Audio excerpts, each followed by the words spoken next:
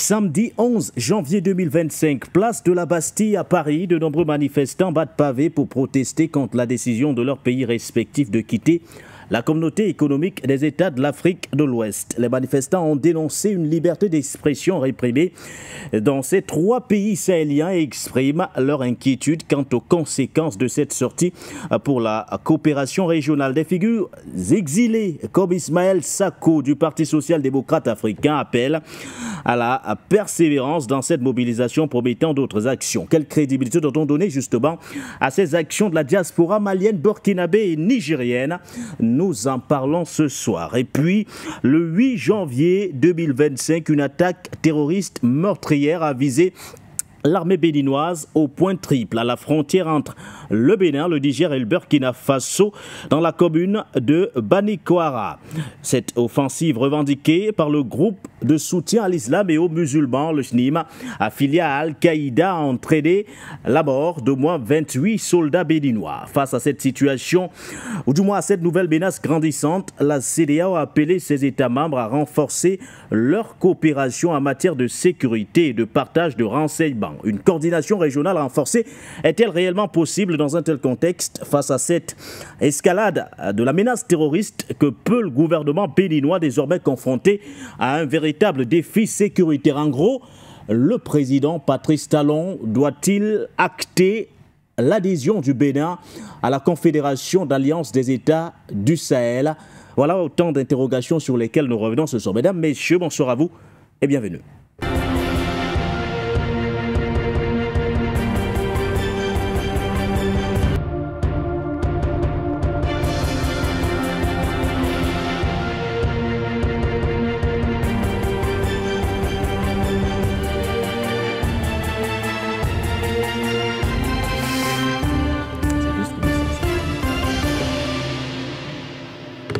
Bonsoir à vous et bienvenue sur les antennes de For You Media Africa. Content, heureux de vous retrouver et de démarrer cette nouvelle semaine à vos côtés. Vous l'avez reconnu, le générique de votre quotidienne sur les antennes de For You Media Africa, votre émission Le Point sur l'actualité, édition du 13 janvier 2025. Une thématique d'accueil ce soir, nous reviendrons sur ces manifestations de la diaspora nigérienne, burkinabé ou encore malienne du côté de Paris. C'était précisément le 11 janvier dernier, tous ont manifesté pour protester contre le retrait de l'AES de la CEDEAO et entre autres dénoncer ce qu'ils ont qualifié de liberté d'expression réprimée au sein de ou du moins dans ces trois pays en question. On se questionne quelle crédibilité faut-il donner justement à ces actions menées par la diaspora ou du moins les diasporas des trois pays. Élément de réponse à suivre dans un instant et puis nous reviendrons sur ces attaques terroristes meurtrières. Celle précise enregistrée le 8 janvier dernier du côté du Bénin à la frontière avec le Burkina Faso, entre autres. 28 soldats béninois y ont laissé leur vie. La CEDEAO, dans un communiqué rendu public il y a quelques heures seulement, est revenue sur la nécessité du renforcement de la coopération en matière de sécurité entre notamment les pays membres de cette organisation. Et du coup, nous questionnons la démarche des autorités béninoises qui désormais doivent faire face justement à ces défis sécuritaires. Quelle réponse pour le gouvernement béninois? Doit-on mettre en avant justement l'adhésion plus que jamais du Bénin à la Confédération des pays membres de l'AES? Voilà autant de questions que nous allons d'ailleurs aborder aux côtés de nos invités qui sont trois ce soir. Du côté de Londres, Monsieur de Bogou est avec nous. Merci à vous très cher monsieur, bonsoir et bienvenue. Bonsoir Baudelaire, bonsoir à mes copanélistes, bonsoir à toute l'Afrique. Merci pour l'invitation et bonsoir à toute l'Afrique une fois de plus qui vraiment prend son temps à nous écouter et à vous également les journalistes, les techniciens de For You Media Africa. En tout cas, bonsoir et beaucoup de courage dans ce que vous faites comme tâche pour rendre possible la connexion depuis tous les coins du monde entier. Voilà. À Bruxelles, nous retrouvons Henri à Tangana. Merci à vous Henri, bonsoir et bienvenue. Bonsoir, bonsoir, bonsoir. Ravi d'être parmi vous une fois de plus. C'est la deuxième fois aujourd'hui.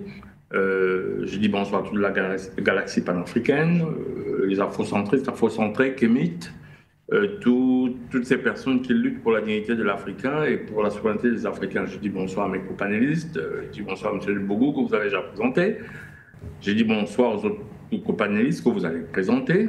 Encore une fois, je suis ravi d'avoir été invité sur For You Media Africa. Et sur le plateau, le consultant permanent de cette émission du Point sur l'actualité, Patient Parfum d'Homme, est avec nous. Bonsoir doyen, bonsoir à vous et bienvenue. Bonsoir Bourlin Ghané, de Prince de Matombe. Bonsoir à mes amis et compagnons de combat Sylvain de Bogo et Ariel Tangana, qui sont de l'autre côté de la Méditerranée, comme on dit de manière prosaïque. À tous nos techniciens, merci pour l'effort sans cesse renouvelé pour nous permettre d'avoir cette qualité d'image et cette présence, même au-delà des mers, pour enfin donner la possibilité à tous les Africains et ceux qui sont sur le continent comme nous et notre variante diaspora de pouvoir s'exprimer sur des questions qui concernent notre continent, mais surtout de participer à cette lutte pour l'émancipation et la souveraineté de l'Afrique. Merci une fois de plus pour cette invitation. Et parlant justement de diaspora, Patient Parfum d'Homme, revenons justement sur ces actions qui seront, ou du moins qui sont menées aujourd'hui par la diaspora malienne, nigérienne ou encore burkinabé. Quelques dizaines de manifestants, principalement issus des diasporas maliennes, nigériennes et burkinabé, se sont donc rassemblés ce samedi 11 janvier 2025, place Labassie à France, pour protester contre la décision de leur pays respectif de quitter la communauté économique des États de l'Afrique de l'Ouest, un retrait qui sera effectif à partir du 29 janvier prochain. Les manifestants ont dénoncé une liberté d'expression réprimée dans ces trois pays et exprimé leur inquiétude quant aux conséquences de cette sortie pour la coopération régionale. Des figures exilées, à l'instar bien sûr d'Ismaël Sako du Parti social-démocrate africain, appellent à la persévérance de cette mobilisation, promettant d'autres actions, notamment dans les jours, voire semaines à venir. Prenons tout d'abord un cliché justement de ces manifestations, c'était d'ailleurs du côté de Paris, en son et à l'image. En France, une manifestation s'est tenue place de la Bastille à Paris le 11 janvier afin de dénoncer le retrait de la CEDEAO, du Niger, du Mali et du Burkina Faso. La décision prise il y a une année doit être effective le 29 janvier prochain. Quelques dizaines de membres des diasporas et des opposants en exil se sont mobilisés afin d'exprimer leur désaccord et défendre les principes de coopération régionale. Pour rappel, au mois de juillet 2024, 3 États sahéliens avaient quitté la CEDEAO, la Confédération économique des États de l'Afrique de l'Ouest, pour fonder un nouvel ensemble régional dans un contexte déjà fragilisé par une crise climatique et démographique et par un climat d'insécurité lié au djihadisme.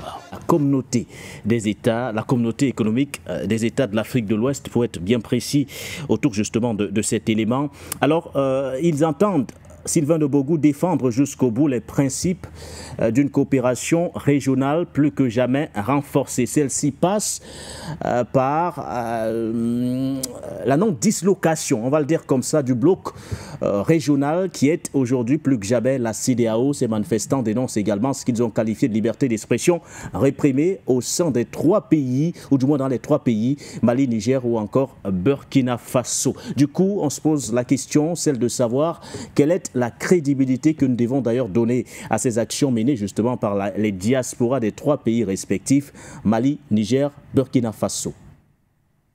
Merci, très cher Baudelaire. Vous savez, c'est à voir de près, à voir tout de suite, j'allais dire, ces manifestants, selon nos informations à Paris et nos amis à Paris, ce sont des gens, en majorité, soit il y a des opposants, mais qui, en majorité, à qui il a été promis, en tout cas, la résidence permanente en France. Donc, voici un peu des gens qui oublient l'essentiel de leur nation et donc qui souffrent, ou bien qui acceptent de souffrir volontairement de ce qu'on appellerait le syndrome de Stockholm. Voici quelqu'un qu'on dit, il y a une organisation, voici des gens leur disent, une organisation à la matière, la CEDEAO n'arrange pas ces trois pays. La CEDEAO qui a affamé ces trois pays avec des embargos, la CEDEAO qui a provoqué la mort de centaines en tout cas, de personnes hospitalisées parce qu'il y avait embargo sur les médicaments qui devaient arriver dans ces pays. La CEDEAO, qui, ma foi, était même prêt à aller en découte avec ces pays, avec des armes. On connaît le cas de Dramane Ouattara de Côte d'Ivoire, qui avait déjà préparé son contingent pour aller attaquer, par exemple, le Niger. Et on voit que voici des fils de ces pays qui sortent pour dire non, nous n'avons plus de vie parce que vous nous sortez de la prison, on n'a plus de vie, on est affilié à la prison, donc on veut rester en prison. C'est vraiment un contraste, c'est malheureux. Il n'y a pas de crédit à donner, en tout cas, à cette manifestation. Nous visitons très souvent la France, nous allons souvent à Paris, et lorsqu'on parle de la communauté ou bien de la diaspora africaine, je vous assure que le Mali a l'une des plus grandes diasporas en France et à Paris. Mais vous avez vu vous-même les images avec ces quelques dizaines, comme vous l'avez dit dans votre introduction, des manifestants. Vous comprenez que la manipulation est toujours à l'ordre du jour. La France et quelques Maliens et bien quelques membres ressortissants de ces trois pays qui souffrent de publicité, qui souffrent d'ego, de manque d'ego, vont profiter de la situation pour venir parler et pour se faire des vues, pour se faire entendre. Voici des partis qui réellement, depuis, ne font même pas de réunions, bien de conférences, bien de manifestations. Alors, des pays qui viennent vous libérer, des dirigeants qui viennent vous libérer, vous voulez leur mettre des bâtons dans les roues. Vous parlez de liberté d'expression. Mais avec tous ceux qui étaient, par exemple, au pouvoir, avec Bazoum, par exemple, au Niger, et les autres qui étaient au pouvoir, est-ce qu'ils pouvaient vraiment parler de liberté d'expression? On a vu des journalistes qui ont été mis en prison. Lorsqu'on prend le Burkina Faso, on sait aujourd'hui pourquoi le frère de Blaise Compaoré est poursuivi avec la mort de ce grand journaliste. Est-ce qu'on pouvait parler de liberté d'expression? Donc voici des faits qui contrastent carrément avec ce que ces gens-là sont en train de dire, avec ces gens, en tout cas, je dirais, mis en fonction, des gens agités par derrière pour aller manifester sur cette place-là. Vous voyez que c'est vraiment insignifiant parce qu'on a vu d'autres manifestations des Africains, autant par exemple des Ivoiriens, mais avec les Camerounais qui manifestaient sur cette même place pour la cause du président Laurent Gbagbo. Ces gens-là, vous voyez que ce n'est pas du sérieux, c'est simplement des gens. Bon, on leur a promis le séjour, comme je l'ai dit déjà, donc il faut sortir. Rien n'est organisé de façon vraiment sérieuse. C'est comme si ce sont des passants qui viennent regarder quelque chose et puis qui vont passer après.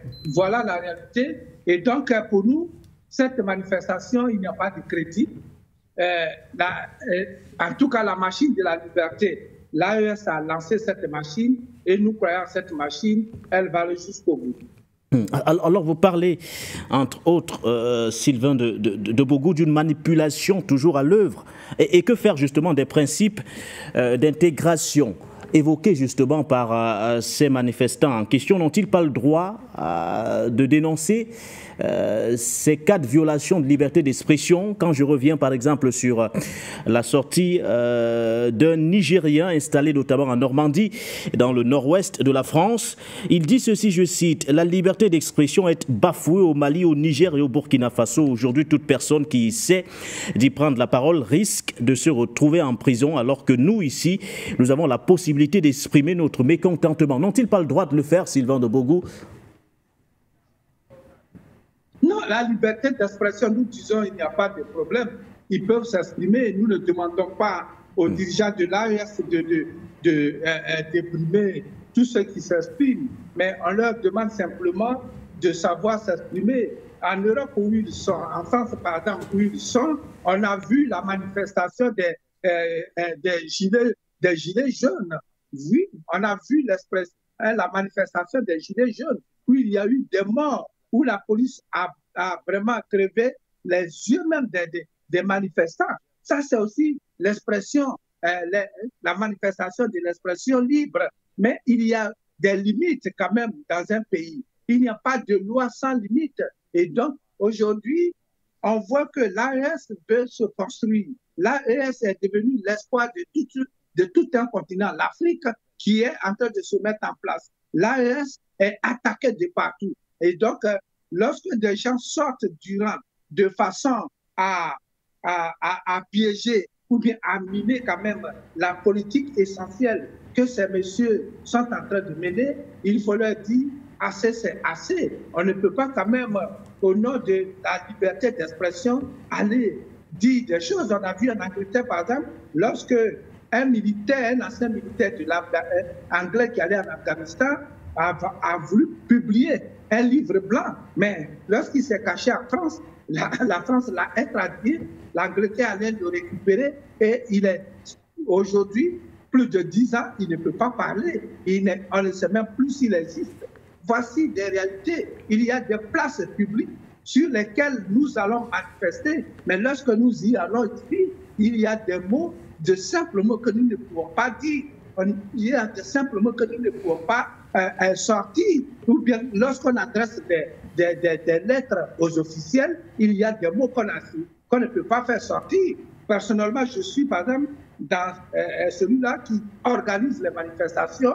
C'est mon nom qui est, par exemple, à la police anglaise. Et donc, quand il y a débordement, c'est moi qu'on doit saisir à tout moment. Donc, je dois faire attention à cela. Et la dernière marche, c'était la sortie des Ivoiriens, par exemple, où on m'avait fixé une somme de 15 000 livres parce que je n'aurais pas respecté les barrières au temps du Covid, mais il fallait que j'arrive à les convaincre parce que ce sont eux qui nous ont mis dans une boîte au lieu d'une grande place. Donc voici des choses où il y a la liberté, mais cette liberté a des limites. Il ne faut pas venir en France parce qu'on attaque de la France, on attaque son propre pays, donc on parle de liberté d'expression. Non, mais ce qu'ils sont en train de faire, s'ils sortent demain pour dire à la France, laissez les Africains immigrer dans votre pays, vous allez voir qu'on va les disperser. Ça, je vous le promets. S'ils parlent d'immigration aujourd'hui pour dire laissez les Africains, parce que vous les avez utilisés lors de votre guerre mondiale, donc laissez-les venir. C'est vous qui créez les problèmes en Afrique. Vous exploitez l'or, le diamant, tout, partout en Afrique, l'uranium. Donc laissez les Africains venir. Je vous assure, très cher Baudelaire, les heures qui suivent, la majorité de ces gens seront rapatriés dans leur pays respectif. À ce niveau, on ne parlera pas de liberté, expression de notre liberté, mais on parlera d'atteinte à la sûreté de l'État français. Voilà, merci à vous Sylvain de Bogo. Revenons sur les propos d'Ismaël Sako, le président du Parti socialiste, du Parti social-démocrate africain. Henri, il dit ceci: il faut qu'il y ait des leaders qui osent, et nous osons. Nous n'avons pas peur parce que nous voulons rester dans un ensemble qui nous rapporte plus. Fin de citation. Alors, Sylvain, est-elle au fait des réalités que vivent réellement les peuples de ces trois pays en question, Mali, Niger, Burkina Faso, cette diaspora aujourd'hui qui qualifie la CEDEAO comme étant une organisation qui apporte un plus, un narratif, voire une rhétorique diamétralement opposée à celle des dirigeants des trois pays qui traitent la CEDEAO comme étant une organisation à la solde des intérêts occidentaux.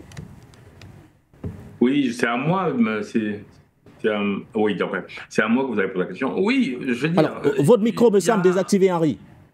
Je ne sais pas si vous me recevez. Il y a en gros beaucoup de choses sous cette question et beaucoup de sous-entendus et des choses qui sont pas floues, qui sont floues. D'abord, au sujet même de la notion de manifestation. Oui. Quand on a d'abord envie de dire qui sont-ils, ceux qui manifestent? Quel est leur statut? Parce qu'il faut dire les choses telles qu'elles sont. Quel est leur statut en France? Voilà. Est-ce qu'ils sont opposants? Est-ce qu'ils sont réfugiés politiques? Est-ce qu'ils sont de nationalité française? Parce que là, nous avons justement ce qui se passe dans des républiques en Occident, où vous avez des gens qui ont donné la nationalité française, mais qu'on considère comme étrangers. Ils sont de nationalité française, bah, qui s'occupent de la République française. On va leur rappeler qu'ils sont noirs. Parce qu'on ne sait pas, c'est qui. Voilà, c'est qui, ils font quoi? Très bien. Ça, c'est la première chose. La deuxième chose, c'est manifester, liberté d'expression, oui. Mais ça dépend. On ne peut pas s'accrocher à une notion simple comme la liberté d'expression, qui est une notion complexe. Ce matin, sur votre plateau, je disais exactement, quand, à propos du sujet du pape, qui a demandé que les prêtres aient la possibilité d'être homosexuels, je leur disais, il y a des choses que vous ne pouvez pas dire en France. Vous ne pouvez pas, par exemple, sur un débat sur l'homosexualité, évoquer la zoophilie. Il y a une jurisprudence qui vous met en prison. C'est la liberté d'expression. Évidemment, quand vous êtes dans un pays, vous respectez des règles à minima. La notion, justement, des révoltes populaires permet de ne pas respecter les règles quand on estime que ces règles-là sont de type tyrannique. Voilà. Donc, il faut se mettre dans un cadre. Maintenant, aller se mettre en France pour manifester contre ces pays-là. On s'adresse à qui? On s'adresse à qui? Quel est le message qu'on envoie et à qui? À qui on parle? C'est un non-sens total. Et puis avoir comme raison une raison banale, du genre solidarité des peuples. Qui a dit pas? D'ailleurs, vous savez, je suis de la diaspora. Ils sont solidaires entre eux en France? Je peux vous dire une chose, très très souvent, quand vous voyez un Camerounais quelque part, il voit un autre Camerounais arriver, il change de trottoir. Ça, c'est mon expérience de 30 ans de vie estudiantine et professionnelle en France. Oui, mais pourtant, on exige souvent une implication active de la diaspora dans la gestion, ou du moins dans le mode de gouvernance, ou la gestion de la chose publique en Afrique. En Ria-Tangana, on exige souvent plus d'implication de la part de cette diaspora. Alors, quand elle veut s'impliquer, est-ce qu'on devrait encore se poser ce genre de questions? À ce moment, on fait des choses correctement. Et on les fait comment? De façon lisible, dans ce cas? Pas de façon non lisible. Parce que quand on dit, on veut, d'abord il faut prendre l'exemple. On ne peut pas venir donner des leçons de moralité quand on n'a pas de moralité. Moi j'ai été étudiant, j'étais parmi les derniers étudiants camerounais. Tous ceux qui ont été savaient que le chez moi c'était là où tous les Camerounais pouvaient venir. Indépendamment des tribus. Je ne demandais même pas, il y en a plein qui venaient me remercier.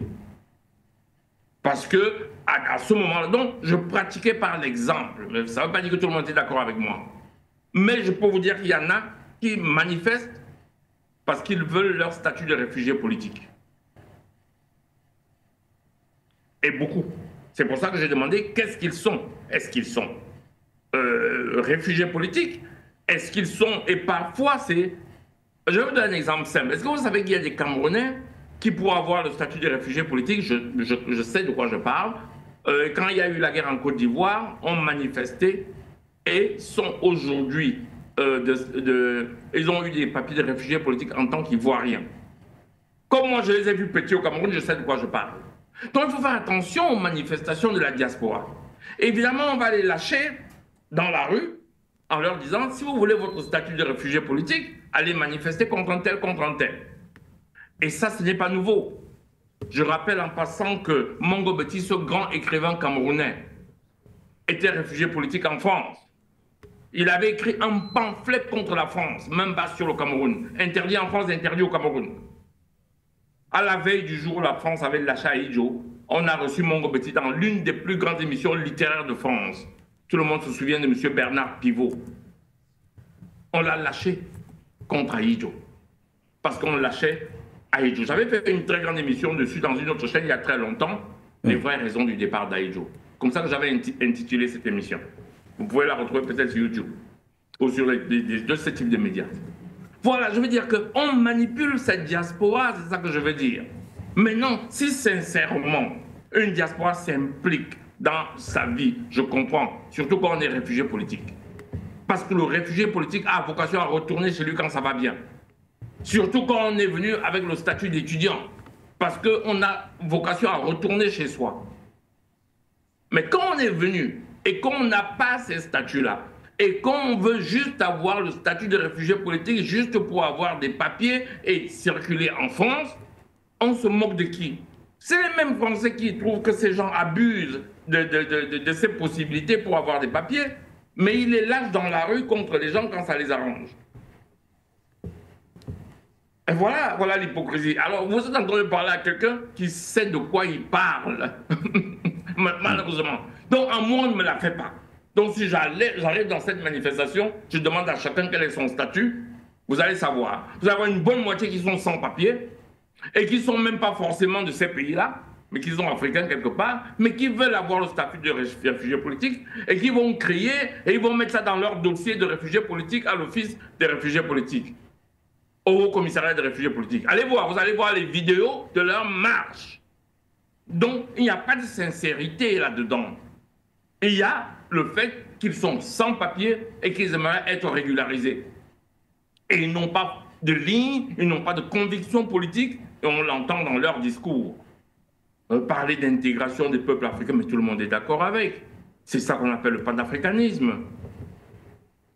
Ils sont panafricanistes? C'est ça le panafricanisme. Le panafricanisme est le fondement même de la nécessité de l'intégration des peuples africains pour lutter contre les impérialismes. C'est ça le panafricanisme. Vous pouvez y réfléchir comme vous voulez, il ne sera que ça. Quel que soit, même dans le panafricanisme jamaïcain dont on parle très très peu. Si vous écoutez quelqu'un comme Bob Marley qui était métis jamaïcain, toutes ses chansons sont des chansons à tendance panafricaniste. L'un des plus grands artistes qui a beaucoup travaillé, écoutez Redemption Song, écoutez Get Up, Stand Up for Your Right, écoutez War, Until the Philosophy of Some Race, Superior, and the other race inferior. Oui. It will be war. Il y aura la guerre tant que la philosophie ambiante en français d'une race supérieure aux autres. C'est ça le panafricanisme. C'est justement l'intégration. Mais bon sang, on va faire croire à qui que le machin appelé CEDEAO, qui était piloté, même pas avant de la CEDEAO, parlons de l'Organisation de l'Union africaine, où les fonctionnaires étaient payés par la France. Vous voulez faire croire à qui que ce machin-là, lui, c'est le machin qui a pour but un but panafricaniste. Vous voulez faire croire à qui que le reste, je peux dire toutes ces institutions qui sont payées par eux. Vous voulez faire croire à qui ça? Vous voulez faire croire à qui ça? Et que les gens aillent marcher en disant la CEDEAO, un instrument. Je vais pas revenir sur ce que M. de Bogo a développé. Les sanctions, les appels à la guerre, des gens qui se sont réunis pour attaquer les Africains, avec certains chefs d'État qui ont dit qu'ils envoient leurs militaires, les financements. C'est ça que vous appelez l'intégration? C'est pour ça, je ne vais pas citer en revue toutes les sensations, toutes les sanctions qu'il y a eu, on les a développées ici assez souvent. Si c'est ça que vous appelez le panafricanisme, c'est ça que vous appelez l'intégration africaine, il y a un souci. Il y a un souci. Voilà, pour sortir Henri. Ils devraient aider les pays de l'AES à atteindre leurs résultats. Ils le font. Ce n'est pas dans les mêmes pays, là on va revenir, que des terroristes se réfugient pour attaquer les pays de l'AES. Non, il y a un moment, il faut arrêter le cirque, quoi. Vous savez, quand je suis arrivé ici, j'étais étudiant, j'ai vu des Congolais manifester contre Mobutu à l'époque. C'est après qu'on m'a expliqué que beaucoup d'entre eux veulent juste le statut de réfugié politique. Et ils ne manifestaient pas contre Mobutu. Donc il faut faire attention à ces manifestations publiques-là qu'on laisse. D'ailleurs, s'ils essaient de manifester contre la France, ils risquent de perdre un œil. Hein. Voilà. Je ne vais pas revenir dessus non plus, M. de Bogo a bien développé ça. Donc c'est des manifestations pilotées, choisies, pour pouvoir dire des choses que les Français aimeraient dire. Encore une fois, malheureusement, comme toujours, chaque fois qu'on veut se battre pour en sortir, il y a toujours des Noirs.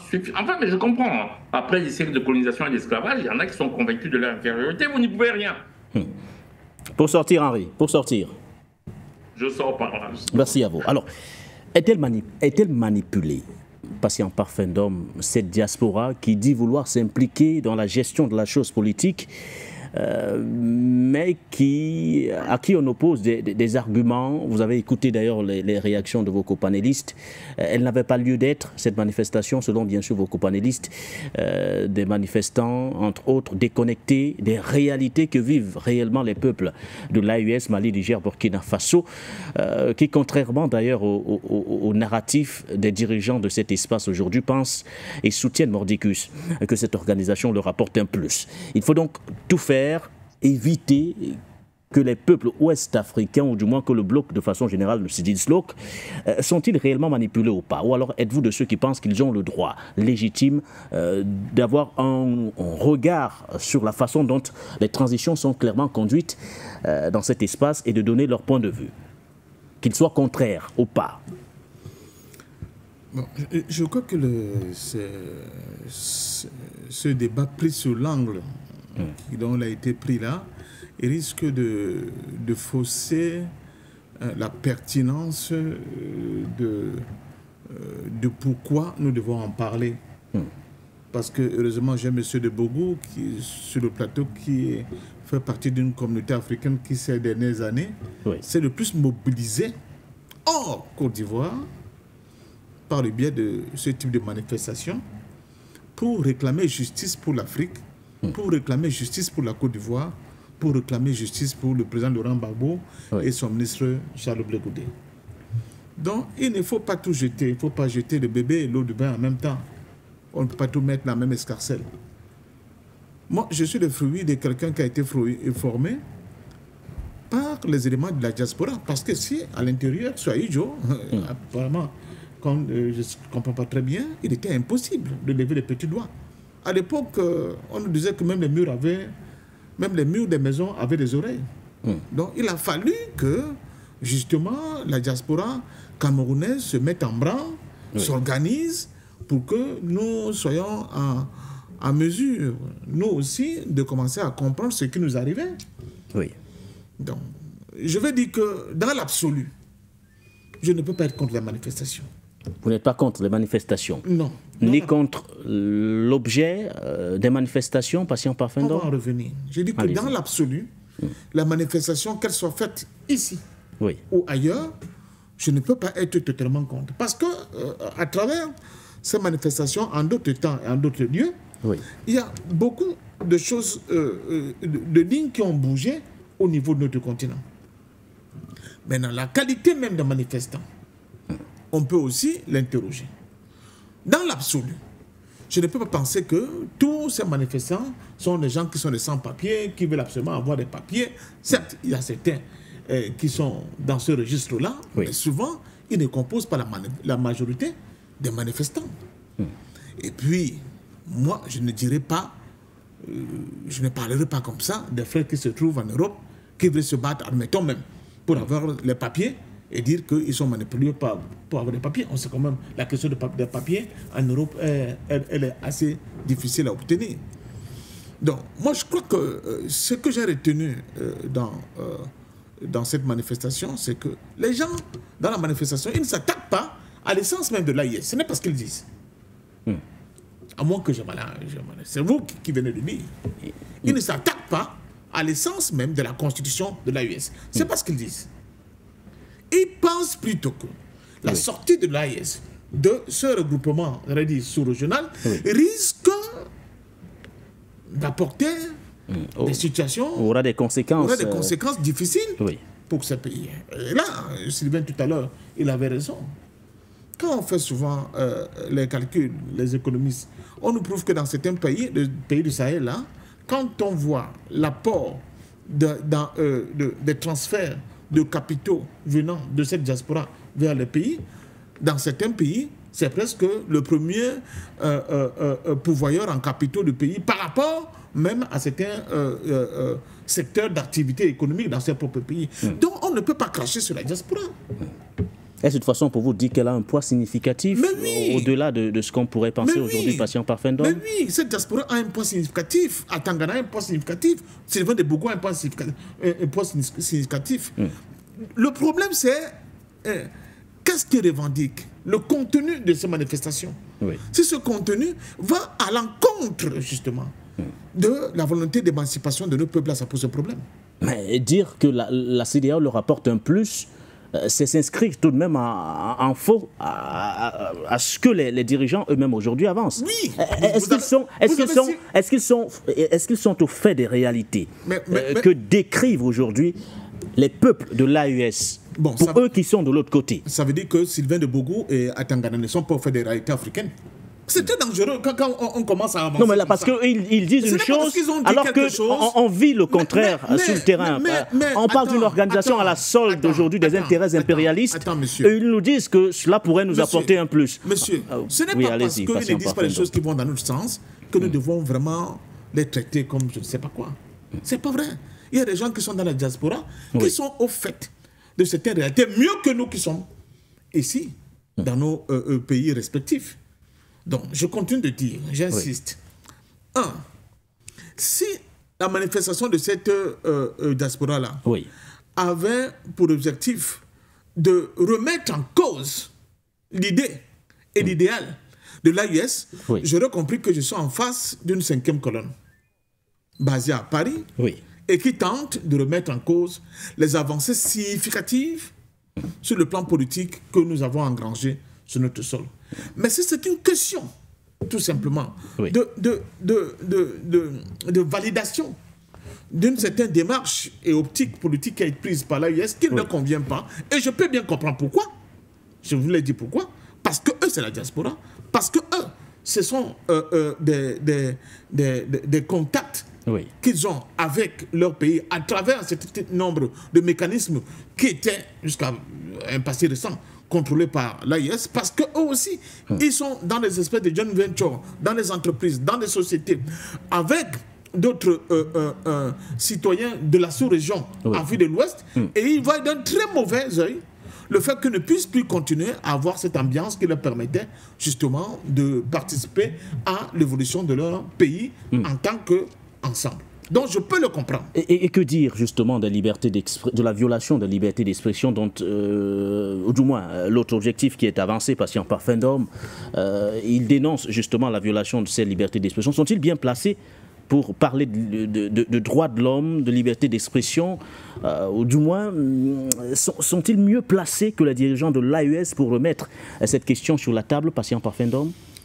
Vous voulez me faire jouer le mauvais rôle, c'est-à-dire le mauvais rôle comment Patient Parfum d'Homme sur les dirigeants de l'AES. Ce n'est pas ça le problème. Je continue de dire, à moins que... Mais puisque c'est ce qu'eux, ils sont en train de dénoncer. On fait quoi de ça, Patient Parfum d'Homme? Ils ne dénoncent pas l'AES. Ils ne dénoncent pas le projet de l'AES. Ils dénoncent le fait que l'AES veuille sortir de la CEDEAO et cela leur pose un problème. C'est deux choses différentes. Maintenant... et que les libertés d'expression soient réprimées. Vous ne pouvez pas clairement aujourd'hui. Vous ne pouvez pas être au niveau de la diaspora. Et il y a des évolutions qui se passent chez vous. Elles peuvent être négatives ou positives. Elles ne sont pas que positives. Mais être insensible, on nous a appelé le cas de Mongo Betty tout à l'heure, mais il n'était pas le seul. Être insensible au fait que certains, à tort et à raison, n'ont plus droit au chapitre pour dire ce qu'ils pensent, comme ce fut le cas avant. Nous sommes quand même dans des évolutions que personne ne peut nier. Bon, on peut peut-être avoir tendance à leur faire comprendre que ce qu'ils disent n'a plus de sens aujourd'hui au vu de la marche en avant qui a effectuée. Mais on sait très bien que dans le landerneau médiatique africain existant, il y avait des médias qui étaient manipulés par l'étranger, comme il y avait d'autres médias, justement, comme qui se battaient pour, et d'autres hommes de médias à l'intérieur du continent africain qui se battaient pour que vraiment une véritable indépendance et souveraineté puissent prendre corps dans nos États. Je peux prendre le cas de quelqu'un qui a été cité par de Bogo tout à l'heure, c'est Norbert Zongo. Norbert Zongo n'était pas à Paris, il était en Afrique. Et il se battait justement pour dénoncer les égarements, mais surtout la violence que subissait le peuple burkinabé par le biais de régimes M. Compaoré et le frère de Blaise Compaoré, François Compaoré, l'a exécuté. C'est un secret policier, tout le monde le sait aujourd'hui. L'a tué de manière macabre.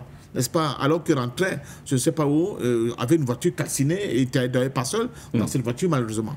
Donc, est-ce que Norbert Zongo, parce qu'il dénonçait ce pouvoir-là à l'époque, c'est ça, je veux dire que la question de la liberté de parole et d'expression se joue à ce niveau-là. Est-ce qu'il faille absolument que chaque fois que quelqu'un dénonce quelque chose qui soit considéré comme un adversaire, est-ce qu'il ne doit pas être pris comme quelqu'un qui énonce... Ou du moins qui voudrait apporter un plus et voudrait voir avancer les choses. Au lieu de les museler totalement, je veux dire que ici, nous avons construit quelque chose qui fait que même certains de nos fidèles ne comprennent pas que ces questions soient posées. Mais je suis désolé. Quand vous regardez même l'actualité judiciaire dans un certain nombre de pays de l'AES, vous vous rendez compte qu'il faut qu'on continue de dénoncer. Il faut qu'il y ait des journalistes qui continuent de dire que dans tel ou tel secteur de la vie publique, il y a des choses qui ne se passent pas bien, même si cela va à l'encontre des gens qui sont aux affaires aujourd'hui. Mais museler tout le monde, empêcher aux gens de dénoncer, de dire ces choses, de s'exprimer comme il faut, je crois que nous serons dans un jeu d'équilibre qui, ma foi, donnerait toujours l'impression que chaque fois que quelqu'un essaie de dire quelque chose qui ne va pas dans le sens de ce que certains pensent, il est catalogué, je ne sais pas, de X et de Y, mais dans l'ensemble, je tiens à dire, les manifestations d'ailleurs, nous sommes en plein hiver, on ne pouvait pas avoir un effectif très important, qui se sont déroulés au niveau de la diaspora. Je l'ai vu avec la Côte d'Ivoire, je l'ai vu avec le Cameroun, je l'ai même plus loin quand le Lumumba a été assassiné. Il y a des manifestations de soutien à l'Afrique qui se sont passées à Belgrade, réprimées elles aussi. Attention. Et donc, ce n'est pas parce qu'une manifestation est réprimée là aussi qu'elle est forcément mauvaise. Non, pas du tout. Donc, c'est une question très sensible. C'est une question très sensible. J'ai remarqué et je continue d'observer et de suivre le mouvement des dirigeants de ce regroupement-là au niveau de la France. Le jour où ils vont s'attaquer à l'essence de l'AES, je vais comprendre que je suis face, n'est-ce pas, à des supplétifs des renseignements français pour détruire l'AIS, mais s'ils sont mal à l'aise, ils ne comprennent pas ce nouvel environnement dans lequel ils vont baigner et qui va leur empêcher de continuer de se mouvoir en toute liberté au sein de l'espace CEDEAO, je peux bien comprendre que de manière fort légitime qu'il y ait des craintes à ce niveau, et ça, il faut le comprendre, au lieu de les faire basculer tous dans les comme agents de l'extérieur, de la DGRE, je ne sais pas, DGSE. Pour détruire ce qui est en train de se faire à l'AES. C'était un raccourci trop facile à mon sens, et ma petite tête et puis ma culture, j'allais dire, l'héritage de tout ce que j'ai derrière ne me permet pas souvent d'aller très rapidement dans des raccourcis de ce genre-là. Voilà, merci à vos patients parfums d'hommes. Nous n'allons pas épiloguer beaucoup plus, ou du moins longtemps sur ce sujet. Nous allons avancer et prendre la thématique principale de cette émission du point sur l'actualité, attaque terroriste du côté du Bénin. Que doivent faire les autorités béninoises désormais confrontées justement à ces défis sécuritaires? Le 8 janvier 2025, une attaque terroriste meurtrière a visé l'armée béninoise au point triple à la frontière entre le Bénin, le Niger et le Burkina Faso dans la commune de Banikwara. Cette offensive revendiquée par le groupe de soutien à l'islam et aux musulmans, le SNIM, affilié à Al-Qaïda, a entraîné la mort d'au moins 28 soldats béninois. Face à cette menace grandissante, la CEDEAO a appelé ses États membres à renforcer leur coopération en matière de sécurité et de partage de renseignements. Une coordination régionale renforcée est-elle seulement possible dans un tel contexte? Face à cette escalade de la menace terroriste, que peut le gouvernement béninois, désormais confronté à un défi sécuritaire? Patrice Talon va-t-il enfin acter l'adhésion de son pays à l'AES, les défis sécuritaires étant pratiquement similaires? Au regard justement des événements, prenons tout d'abord la réaction de la communauté économique des États de l'Afrique de l'Ouest. C'est par voie de communiqué signé le 11 janvier 2025 que la CEDEAO s'est prononcée sur les attaques terroristes perpétrées dans le nord du Bénin, lesquelles ont fait des dizaines de victimes au point triple. Sans autre forme de procès, la Commission de la Communauté des États de l'Afrique de l'Ouest a condamné d'entrée de jeu les dites attaques en les déclarant d'odieuses. La commission de la Communauté économique des États de l'Afrique de l'Ouest, CEDEAO, condamne sans équivoque les attaques odieuses perpétrées par les hommes armés non identifiés dans la zone de Pointe-Triple le mercredi 8 janvier 2025 et qui ont fait des dizaines de victimes dans le nord du Bénin. Quoique exprimant ses sincères condoléances au gouvernement béninois, aux forces de sécurité et aux familles des victimes, la CEDEAO n'a pas manqué de rappeler son engagement ferme à œuvrer pour l'éradication du terrorisme. La CEDEAO rappelle son engagement ferme à éradiquer le terrorisme en Afrique de l'Ouest, y compris à travers l'opérationnalisation en cours du plan d'action contre le terrorisme sous toutes ses formes et appelle tous les États membres à intensifier leur coopération en matière de partage de renseignements et de sécurité des frontières. Dans son communiqué, l'instance régionale indique que tout en exprimant son entière solidarité avec le gouvernement et le peuple béninois, elle se tient prête à accompagner les États membres sur les questions sécuritaires. La CEDEAO réitère sa détermination à accompagner les États membres dans leurs efforts pour assurer la sécurité des citoyens de la communauté. En rappel, le mercredi 8 janvier 2025, 28 soldats ont été tués près de la zone frontalière entre le Bénin, le Niger et le Burkina Faso dans une attaque par des personnes non identifiées. Toutefois, quoique cette attaque n'ait pas été revendiquée officiellement, elle sera attribuée à une organisation terroriste proche de l'État islamique, l'EI. Notons que ces dernières années, les attaques dans le nord du Bénin ont connu une escalade et du point de vue des autorités du pays, elles sont l'œuvre de groupes djihadistes proches de Al-Qaïda. Il faut dire qu'en décembre, au moins, 3 soldats béninois ont été tués et 4 autres blessés dans une attaque dans le nord-est du pays. Selon une source diplomatique de l'AFP, 121 militaires béninois ont été tués entre 2021 et décembre 2024. Et prenons justement le communiqué de la CEDEAO sur les violences, du moins les violentes attaques terroristes dans le nord du Bénin. La commission de la Communauté économique des États de l'Afrique de l'Ouest condamne sans équivoque les attaques odieuses perpétrées par les hommes armés non identifiés dans la zone de Pointe-Triple le mercredi 8 janvier 2025 et qui ont fait des dizaines de victimes dans le nord du Bénin. La CEDEAO exprime ses plus sincères condoléances au gouvernement, aux forces de sécurité et au peuple de la République du Bénin ainsi qu'aux familles des braves soldats qui ont perdu la vie en protégeant leur pays et souhaite un prompt rétablissement aux blessés. La CEDEAO rappelle son engagement ferme à éradiquer le terrorisme en Afrique de l'Ouest, y compris à travers l'opérationnalisation en cours de plan d'action contre le terrorisme sous toutes ses formes et appelle tous les États membres à intensifier leur coopération en matière de partage de renseignements et de sécurité des frontières, tout en exprimant son entière solidarité avec le gouvernement et le peuple béninois. La CEDEAO réitère sa détermination à accompagner les États membres dans leurs efforts pour assurer la sécurité des citoyens de la communauté. Fait à Abuja, au Nigeria, le 11 janvier 2025. Alors, Sylvain, premier tour de table sur cette thématique. Alors, quelle solution, quelle réponse pour les autorités béninoises qui font face, on le rappelle depuis plusieurs mois maintenant, ou du moins depuis plusieurs années, à ces attaques terroristes à répétition, notamment du côté du nord du Bénin. Le fait qu'aujourd'hui ces défis sécuritaires soient similaires à ceux des pays membres de la Confédération de l'AES, doit-il interpeller le président Patrice Talon, Sylvain de Bogou? D'abord, je m'incline devant les dépouilles mortelles des frères qui sont tombés, en tout cas, je dirais, au front dans l'exercice de leur métier qu'ils ont choisi.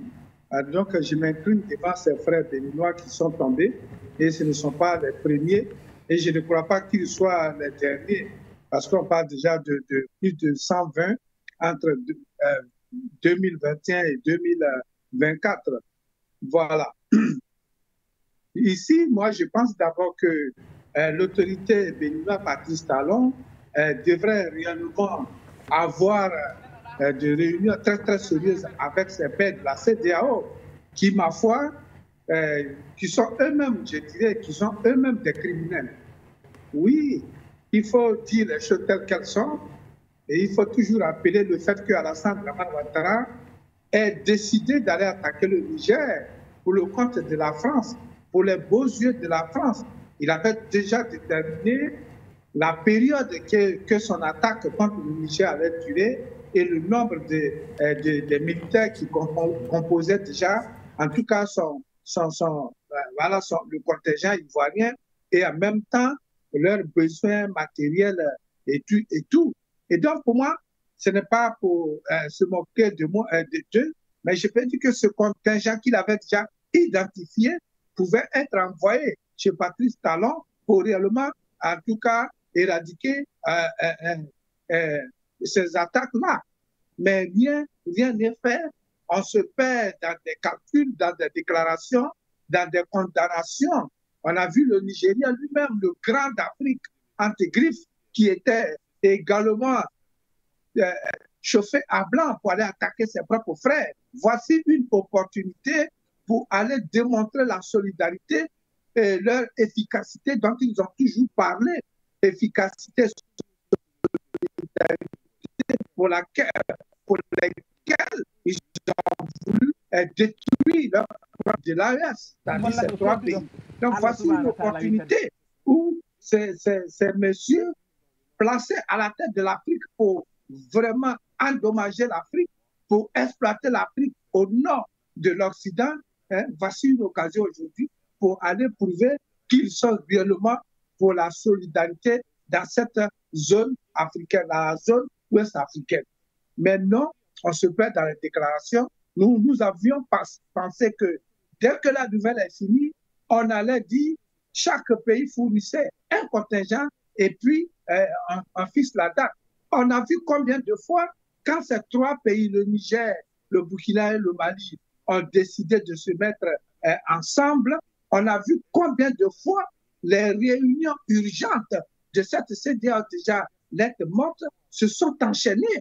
On a vu ces réunions. On a vu comment les chefs d'État de ces pays qui restent encore dans cette CEDEAO se réunissaient un peu partout pour mettre en place une tactique de guerre contre leurs propres frères. Donc voici l'opportunité. Il ne faut pas se foutre des gens. Voici l'opportunité pour qu'ils aillent éradiquer vraiment cette pandémie terroriste en Afrique de l'Ouest. Mais Sylvain, les démarches sont en cours justement pour la réactivation de la force. Je dis les démarches sont en cours pour la réactivation justement de la force en attente de la CEDEAO. Cette force-là qui sera, ou du moins dont la mission principale sera d'aider justement les pays membres de l'organisation à lutter efficacement contre les groupes armés terroristes. Les groupes terroristes, je ne pense pas qu'actuellement la CEDEAO soit la CEDEAO qui reste soit vraiment prête à faire ce travail. Très cher Baudelaire, parce qu'aujourd'hui, ce qui se passe par exemple en Côte d'Ivoire et ailleurs, c'est la préparation des élections.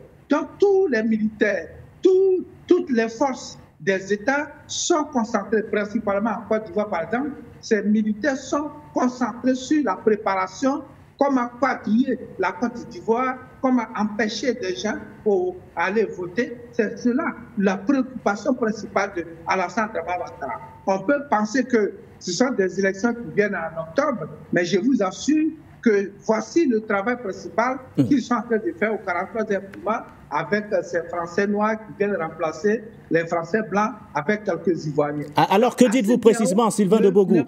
Êtes-vous en train de dire que le gouvernement béninois doit-il s'apprêter à faire face à ces défis sécuritaires, Sylvain? Est-ce que vous me recevez? Oui. Que dites-vous précisément, Sylvain? Est-ce une façon indirecte pour vous de dire que le gouvernement béninois doit s'apprêter à faire face tout seul à ces défis sécuritaires, Sylvain? Oui, le gouvernement béninois doit prendre son destin en main.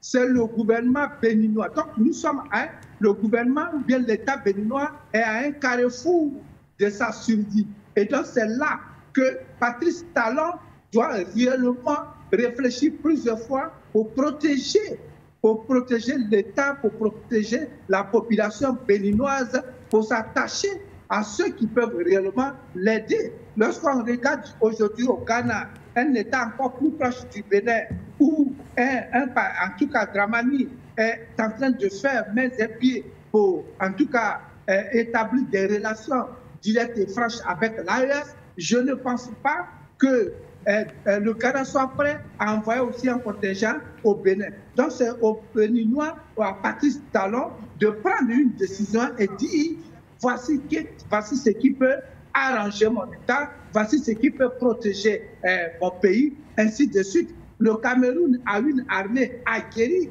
qui, ma foi, est allée poursuivre ces terroristes en son temps un peu partout. Donc, on peut faire recours au Cameroun pour que le Cameroun aide. C'est dès maintenant, Patrice Talon doit démontrer qu'il est un leader, qu'il est là pour les Béninois et non pour quelque chose d'autre. Voici notre pensée là-dessus. Alors, Sylvain de Bogou, la CEDEAO appelle à une réponse coordonnée des États membres face à cette menace terroriste grandissante. Henri, alors, est-elle possible, cette coopération coordonnée, dont, du moins évoquée jusqu'ici par la CEDEAO, si ce n'est pas le cas, quelle alternative s'offre aujourd'hui aux autorités béninoises?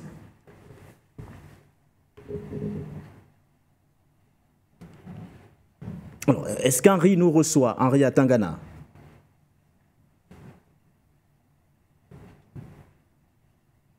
Je pense que nous aurons l'occasion de retrouver Henri à Tangana dans quelques instants. Patient Parfum d'Homme, la question, je vous la renvoie. Je ne veux pas parler de patates chaudes, mais une réponse coordonnée face à une menace terroriste d'une telle ampleur est-elle possible en termes de sécurisation des frontières, mais également en termes de partage de renseignements tels que préconisés jusqu'ici par la communauté économique des États de l'Afrique de l'Ouest? De toute façon, nous le souhaitons. À la suite de Sylvain de Bogou, je m'incline aussi, n'est-ce pas, sur vraiment la mémoire de ces vaillants combattants qui ont fait le sacerdoce de défendre l'intégrité du territoire du Bénin et de cette partie de l'Afrique, et de donner la possibilité à l'ensemble des Africains de pouvoir vaquer à leurs occupations dans une sérénité relative dans cette partie de l'Afrique. Malheureusement, ils sont tombés sous les coups de traître de cette hydre qui continue de tenter d'envahir notre continent. Je rappelle quand même, parce que c'est aussi ça qui est important, aux uns aux autres, que l'armée béninoise ne s'est pas toujours mise de côté quand l'Afrique a vu l'explosion Boko Haram tenter d'envahir complètement toute la région de lac Tchad. L'armée béninoise a été aux côtés des armées nigériennes, tchadiennes et camerounaises dans la fameuse force mixte pour la force multinationale mixte. La force multinationale mixte pour endiguer, n'est-ce pas, la propension de Boko Haram à tenter de détruire complètement cette zone, en fait, le bassin de lac Tchad. Et je crois que dernièrement, s'est tenu en N'Djamena une remise des récompenses des soldats et des états-majors de ces armées pour le travail abattu qui a abouti à ce que nous avons aujourd'hui, c'est-à-dire à ramener Boko Haram dans des proportions qui ne soient plus aussi dangereuses que ce qui était avant. Donc, on ne peut pas dire que le Bénin a toujours agi de manière égoïste quand d'autres pays et d'autres espaces ont été mis en danger par le développement de cette menace. Donc, je pense que... C'est une façon également d'appeler les autres États à s'intéresser de très près à ce qui se passe du côté du Bénin. Bien sûr, ce n'est pas l'affaire des talents, parce que souvent, là aussi, on va faire l'amalgame. Ce n'est pas l'affaire de talents, c'est l'affaire des populations du Bénin, et des peuples béninois et des peuples d'Afrique de l'Ouest. Et je dis que, alors que le Bénin était plus ou moins éloigné du théâtre d'opération autour de la zone des Grands Lacs, elle a quand même déployé son armée pour venir combattre Boko Haram dans cette région-là. Donc je crois que, et ce que dit la CEDEAO, elle peut être couplée, comme le disait Sylvain tout à l'heure, par d'autres actions généreuses, j'allais dire solidaires et fraternelles d'autres pays qui ne sont pas du tout concernés parce que, du point de vue de la distance, mais concernés de manière globale parce que notre sécurité, elle est plus que jamais collective, pour venir en aide non seulement au Bénin, mais à toute cette zone sahélienne. D'ailleurs, ça a toujours été ça, ma proposition avec la fameuse Task Force que beaucoup de gens ont repris aujourd'hui, mais en la vidant du contenu que moi je mettais à l'époque pour combattre Boko Haram. Donc, au peuple béninois, tout notre soutien, toute notre fraternité, en espérant que les déclarations de la CEDEAO ne vont pas s'arrêter au niveau des effets d'annonce, mais que sur le plan concret, cela va se concrétiser par une mise sur pied d'une véritable task force. Oui. Maintenant qu'on voit bien que parce qu'elle est bousculée au niveau de l'AES, elle tente d'irradier, n'est-ce pas, au niveau des autres pays, oui. Comme pour trouver des espèces de bases arrières. C'est ce que Boko Haram avait d'ailleurs fait. Je rappelle que Boko Haram est une menace qui est née au Nigeria, mais qui a tenté de trouver des bases arrières et au Niger, et au Cameroun, et au Tchad. Donc, c'est une menace qui devient de plus en plus globale. Elle doit être prise comme ça, du point de vue du renseignement, du point de vue de la cohésion des armées, du mode opératoire des armées, pour vraiment étouffer totalement cette tentative, fois de plus, de ne pas permettre à l'Afrique de pouvoir décoller. Vous savez que là, il y a la guerre, là, il y a le chaos, il n'y a point de développement. Alors, est-il exagéré, patient parfum d'homme, avant de retrouver Henri à Tangana, et éventuellement, juste derrière, d'aller au standard, on peut afficher les codes d'accès. Alors, est-il exagéré d'inviter le président Patrice Talon à accélérer, ou du moins à adhérer à la dynamique des pays membres de la Confédération de l'AES au regard justement de ces défis sécuritaires? Vous avez également parlé d'une approche concertée aujourd'hui. Là, l'attaque terroriste a eu lieu à la frontière entre le Bénin, le Niger et le Burkina Faso. On imagine que dans cette solution de concertation, concertée, recherchée par vous, également cela nécessite l'implication également des pays voisins comme le Burkina Faso ou encore le Niger, patient parfum d'homme. Est-il exagéré d'envisager une éventuelle adhésion du Bénin à la Confédération de l'AES, qui serait éventuellement pour bon nombre d'observateurs un premier pas vers... C'est une décision politique au Bénin. Adhérer à l'AES est une décision politique de la part du peuple béninois. Bon, mais ce n'est pas antinomique que le Bénin étant attaqué, que l'AES vienne au secours du Bénin. Ce n'est pas parce que le Bénin ne fait pas partie de l'AES que l'AES, si elle a les possibilités, c'est les moyens en termes de renseignement, en termes de capacité d'action sur le terrain, vous resterez les bras croisés en disant de toute façon l'enfer c'est les autres. C'est pas nous, c'est eux qui voulaient nous tuer maintenant, qui goûtent aussi un peu à l'enfer. Je crois que ce n'est pas responsable de pouvoir penser comme cela. Bon, premièrement. Deuxièmement, ne donnons pas non plus l'impression que parce que l'AES engrange des victoires ces derniers temps, qu'il n'y a pas des attaques là-bas, qu'ils ont mis fin à toute forme d'attaque. L'AES continue, ces différents pays continuent de subir des attaques, n'est-ce pas, de ces groupes terroristes, dont là-bas aussi, n'est-ce pas, l'effort continue d'être fait. Maintenant, souvent l'habitude de dire que ce n'est qu'ensemble qu'on est fort, patient parfum d'homme. Oui, mais là, dans le groupe, ensemble, dans l'espace dans lequel il est, la CEDEAO, elle a interpellé, elle a réagi. Il faut justement la pousser pour qu'elle comprenne que la solidarité et la fusion et comment on appelle ça et cette nécessité d'union ne doit pas être que des vains mots. Maintenant que la menace est là et qu'elle commence à toucher même les États qui étaient plus ou moins considérés comme sûrs, je crois que plus que jamais, la CEDEAO doit nous démontrer qu'elle est cet espace qui, à l'instar de l'AES, peut continuer à faire à rêver certains Africains qu'elle peut être au service de cette Afrique-là pour pouvoir endiguer ces menaces. Mais si effectivement, comme je le disais tout à l'heure, cela reste au niveau des effets d'annonce avec un communiqué pour faire gentil, pour donner l'impression d'exister aussi, et que dans la suite, il n'y a pas des actions concrètes qui sont prises, n'est-ce pas, pour venir au secours du Bénin et combattre de manière radicale et efficacement ce terrorisme-là, on comprendra que, bon, nous sommes en face de vrais rigolos qui ne voient pas le sens de l'histoire, mais cela n'empêche pas qu'il y ait des échanges d'informations, mais aussi des concertations au niveau et de l'AIS et de ce qui reste encore de la CEDEAO pour continuer à lutter contre cette menace-là. Voilà, merci à vous. Patient parfum d'homme. Alors, Henri, avant d'aller au standard, vous êtes le seul à ne pas encore avoir réagi sur la thématique. Que conseillez, ou du moins que conseillerez-vous aux autorités béninoises aujourd'hui face à cette menace terroriste grandissante? Je vais, comme d'habitude, poser des questions qui s'adressent à tout le monde. Les terroristes du Bénin, ils viennent d'où?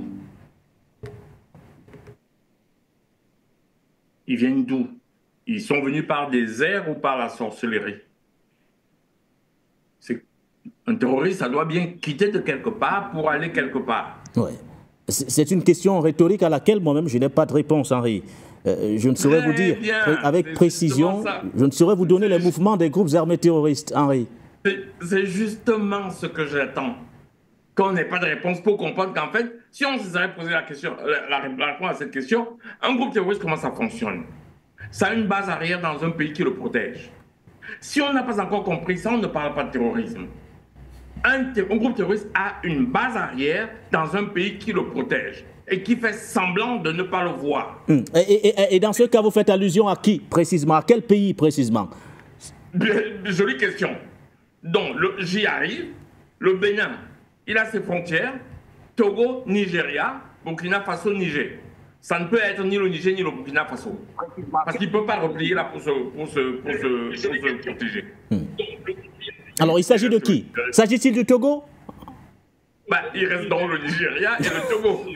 Ou alors, je vous ai dit tout de suite que si vous me posez cette question, vous allez voir des choses différemment. Ou alors une projection de la mer vers le Bénin. Il reste dans le Nigeria et le Togo. Très bien. Monsieur Patrice a dit quelque chose de très intéressant. Je vais apporter juste une petite correction. Le Boko Haram n'a pas cherché la base arrière au Cameroun. Boko Haram avait sa base arrière au Nigeria. Et il faisait des exécutions au Cameroun. Et l'armée, j'y arrive, l'armée camerounaise ne pouvait pas le poursuivre au Nigeria et ils allaient se cacher là. En même temps, Goodluck Jonathan les protégeait. Je dis bien les protégeait, je pèse mes mots, en faisant semblant de le combattre. Pour preuve, quand Bouhari arrive au pouvoir, il dit mais je vais combattre ça.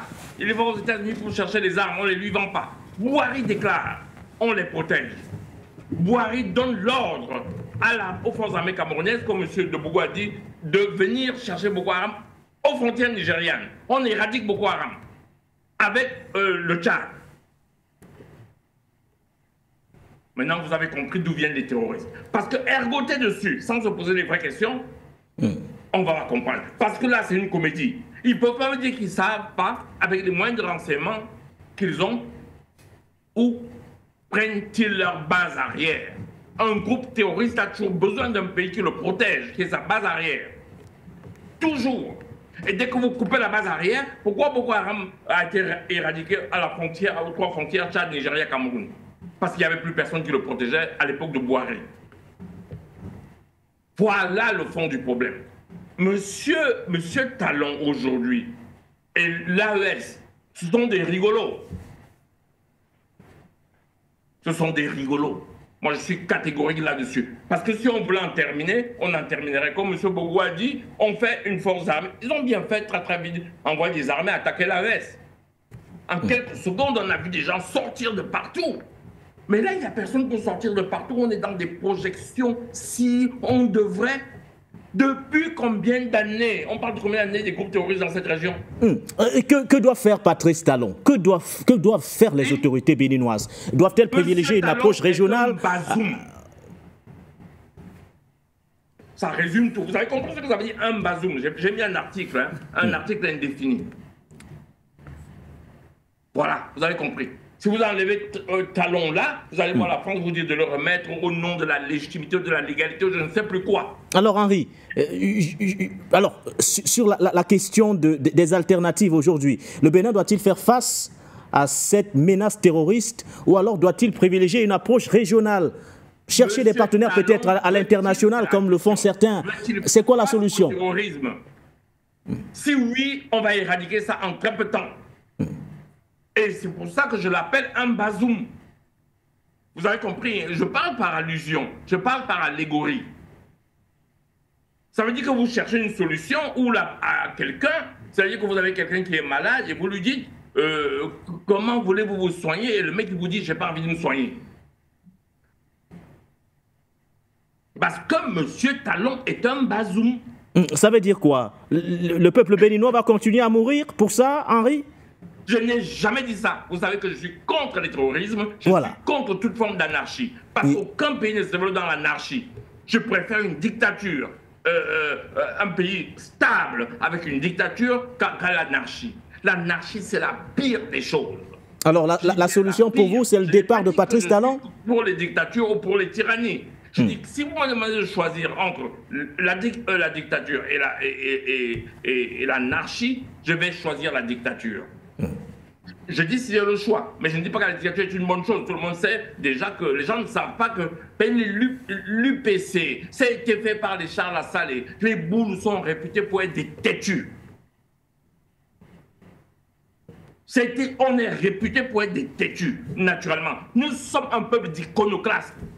Si vous y allez, on n'aime pas les chapeaux. Mais ça n'empêche qu'il y a un moment où vous savez qu'un pays se développe dans un minimum d'ordre. Si vous n'avez pas l'ordre, je ne peux donc pas accepter quelque forme de terrorisme que ce soit. Mais vous avez à la tête du Bénin un Bazoum. Alors, que doit faire ce Bazoum, si on doit l'appeler ainsi, Henri? Il ne veut rien faire. C'est ça que j'essaie de vous faire comprendre. C'est un peu comme si vous demandez à Bazoum de lutter contre le terrorisme. C'est pour ça que je l'appelle un Bazoum. Regardez son mode comportemental. Il est identique à celui de Bazoum. Oui, qu'est-ce que Bazoum vous a expliqué? Que ses forces armées étaient plus faibles que les terroristes. C'est pas ce que Bazoum vous a expliqué ou j'invente. Et M. Talon, c'est un Bazoum. C'est un Africain convaincu de son infériorité. Il est piloté par la France.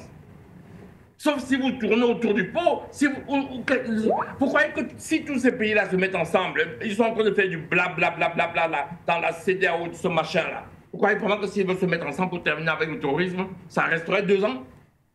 Vous le croyez vraiment? Ben, arrêtons le cirque, hein, à un certain moment, les gens meurent. Voilà.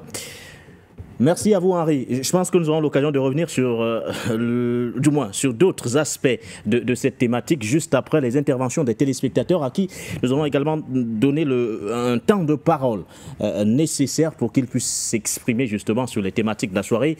Et je ne sais pas exactement qui la réalisation a calé, mais je pense qu'ils sont déjà nombreux. On va essayer d'être bref, précis et concis au standard. 2 minutes de temps de parole, évitons de grâce les longues salutations. Bonsoir, allez-y droit au but et donnez votre point de vue. Bonsoir à vous et bienvenue. Je vous écoute, bonsoir. Je suis depuis, depuis. Bon, moi, je vais simplement dire bonsoir à vous tous. Je vais tout simplement attirer l'attention de mon petit parfum d'homme. Parfait, quelquefois, très ambigu. On ne comprend pas de quel sens, de quel côté il se trouve par rapport à la première thématique. Pour les gens qui défilent ou qui ont marché en France, sa position ne m'a pas tellement convaincu et elle m'a un peu embarrassé. Je rentre, je saute là-bas, je n'ai pas beaucoup de débat à faire, plutôt on n'a pas beaucoup de temps. Et également, je donne raison à M. Henri Atangana dans le cadre de Bazoum au Bénin. Vous savez, quand vous demandez que les terroristes sortent d'où? Ceux qui sortaient au Niger sortaient d'où? Ils étaient au Niger. C'était au Niger, ils étaient au Niger. Ils étaient entretenus par Bazoum. C'est que M. Henri Atangana est en train de vous faire comprendre. Donc, quand vous posez la question, et la CEDEAO, quelqu'un a dit tantôt, c'est là où on veut les voir. Effectivement, c'est là. Ils attendent quoi pour aller secourir Bazoum, leur ami, même Talon, leur ami. Au lieu de rester pondre des communiqués, ils devraient agir. Pourtant, ils voulaient attaquer l'AES. Et M. Henri a dit clairement, si ce pays s'allie à l'AES, va finir. Entre le Bénin et le Bénin et le Burkina, est-ce qu'il se passe encore ce genre de choses? Mais ils attaquent les avions, J'en ai terminé. Hein. Vraiment que mon fils essaie de nous dire exactement qu'est-ce qu'il pense par rapport à ce qu'il a dit. Et c'est en France qu'on doit défiler. C'est en France qu'on doit marcher. Et la marche là, est-elle normale? Ça veut dire qu'il fragilise les autorités par rapport à leur marche. Ça peut avoir un impact sur la population locale. Hein? Bon, j'en ai terminé. Merci à vous. Merci. Merci pour votre participation, pour votre contribution. Je pense que Patient Parfum d'Homme aura l'occasion de revenir, ou du moins de repréciser le fond de sa pensée dans quelques instants seulement. Je le vois sourire de toutes les façons. Un autre appelant au standard. Alors, Zerfel, bonsoir à vous et bienvenue. Bonsoir à tout le monde. Le temps presse, j'ai 2 minutes, je vais faire rapidement. Parce que, comme disait le poète tout à l'heure, moi, mon doyen aujourd'hui, vraiment, il a mis les pieds dans le plat. Parce que c'est un doyen vraiment que je respecte trop dans ces choses, comment dirais-je, dans ces prises de... quand il nous explique les choses, c'est un truc politiquement. Mais aujourd'hui, ce qu'il a dit sur les marches, comment dirais-je, en France, ce sont des gens, aujourd'hui, parce que quand les choses sont passées en Côte d'Ivoire, je ne sais pas si vous avez vu, On a payé des gens pour aller à l'ambassade de Côte d'Ivoire pour frapper des gens, pour frapper, disant que ceux qui supportaient le président Gbagbo, on les frappait à l'ambassade là-bas. Ce sont des gens qu'on a payés. Et c'est la même chose. Aujourd'hui, ce qu'on est en train de faire aujourd'hui, ce que AES est en train de faire, c'est une mauvaise chose. Aujourd'hui, tout le monde, tous les Africains aujourd'hui, on veut quitter sous la robe des choses des Français. Alors, quand on paye des gens pour aller faire ce genre de trucs, on ne doit pas les soutenir, on doit les décourager. Ça, c'est pas politique. Ça, c'est une manipulation que ils sont en train de faire avec nos frères qui sont là-bas. Parce que la plupart, ce sont des gens qui n'ont pas de choses de, comment dirais-je, c'est pas tout le monde, mais certains, ils n'ont pas de place à dormir. Ils dorment dans les tentes, sous les ponts en France. Donc, ce genre de truc, quand tu te donnes 50 € ou 100 €, tu es obligé d'aller là-bas, tu ne sais même pas pourquoi tu es allé à la place de la République. Ils ne comprennent rien. Or, que ceux qui sont restés au pays aujourd'hui, ils défendent ça. Quand ils vont retourner demain là, même s'ils ont eu des papiers à travailler là, ils vont retourner dans leur pays pour faire quelque chose. Alors, c'est pourquoi ceux-là, et ceux qui sont là-bas en train de travailler, alors s'ils sont en train de prendre de l'argent et puis faire de n'importe quoi, moi, je pense que vous, les politiciens, vous ne devez pas supporter ces gens de personnes. On doit les dénoncer et les décourager. Maintenant, je parle du Bénin. Comment une unité qui est bien, comment dirais-je, armée, on peut décimer 28 soldats dedans? Comment ça? Et quand j'ai essayé de parcourir hier sur le net, j'ai vu le général Davara qui disait que le Bénin est parti au secours des Béninois. Hein? Ils sont partis au secours des Béninois. Ça pour te dire que dans la vie, là, nous les Africains, on n'est pas rancuniers. Ce sont ceux qui veulent écouter les choses, les Européens, ce sont eux qui mettent toujours en difficulté ceux qui veulent avancer. Vous pensez que si le Burkina était rancunier, est-ce qu'il allait partir aider des soldats, aller là-bas pour les aider? Non. Moi, je pense que jusqu'à présent, je ne sais pas ce qu'il a dit à la population, je parle du président béninois. Comment on peut décimer une unité qui est bien armée? C'est ce qu'ils ont dit. C'est l'unité qui est bien armée, qui ont toutes les armes pour se défendre. Et on parle de tuer jusqu'à 28 personnes. C'est grave. C'est-à-dire que le président qui est là, il n'est pas prêt pour défendre sa population. Donc moi, je pense qu'il est temps aux Béninois de voir qui va les diriger dans l'avenir. Merci à vous, Zerfel. On va prendre un autre appelant. Chance, voilà, j'espère que je prononce bien, depuis l'Angleterre. Bonsoir à vous. Alors, bonsoir, monsieur Nguéné, bonsoir à vos invités, et bonsoir à l'équipe technique. C'est Chams de l'Angleterre. Je vais essayer d'être bref encore aujourd'hui. Je suis sûr que vous avez beaucoup plus d'invités, de personnes qui veulent participer. Oui. Donc, monsieur Nguéné, moi, j'ai une question concernant le Bénin, ce qui s'est passé au Bénin rapidement. Où se trouve en ce moment? D'abord, je m'incline devant nos frères, les forces armées, les Béninoises qui ont perdu la vie suite à l'attentat terroriste.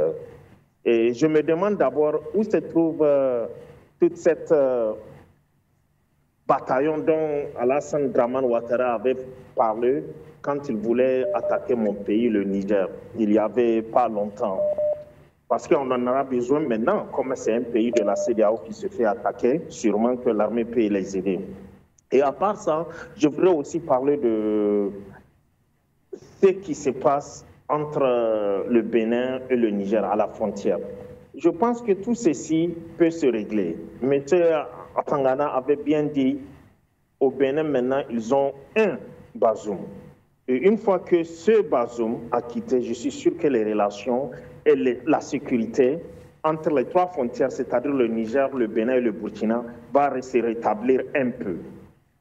Ceci est dit, j'attends impatiemment à ce que Kémy Séba soit président parce qu'il avait parlé sur les réseaux sociaux pour dire qu'il va devenir un président. Il veut déposer sa candidature. Bon, j'en passe.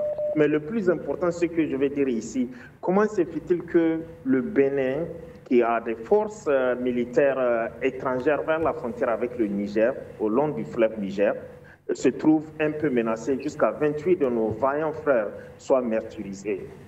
Bon, En un mot encore pour terminer, je pense que ce que Henri avait dit est clair. Il faut que, dans ce que je pense, il faut que allons pas pour que le Bénin puisse rejoindre l'AES et trouver sa souveraineté. Merci beaucoup. Bonne soirée à vous et votre équipe et bon début de semaine. Un bon début de semaine également à vos chances de l'Angleterre. Merci. On va prendre un autre appelant. Allô, bonsoir et bienvenue sur For You Media Africa.